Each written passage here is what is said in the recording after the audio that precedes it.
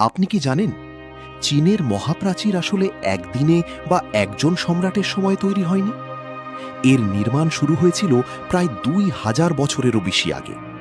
চীনের বিভিন্ন রাজ্য নিজেদের সীমান্ত রক্ষা করতে ছোট ছোট প্রতিরক্ষা দেয়াল তৈরি করেছিল।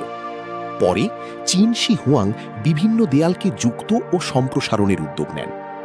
এর প্রধান উদ্দেশ্য ছিল উত্তর দিকের আক্রমণকারী ও যাযাবর গোষ্ঠীর বিরুদ্ধে প্রতিরক্ষা জোরদার করা।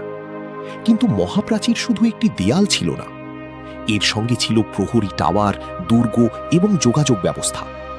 আর সবচেয়ে অবাক করা বিষয়, আজ আমরা যেটাকে চীনের মহাপ্রাচীর বলি, সেটি আসলে বিভিন্ন সময়ে নির্মিত ও সম্প্রসারিত বহু প্রতিরক্ষা কাঠামোর বিশাল সমষ্টি।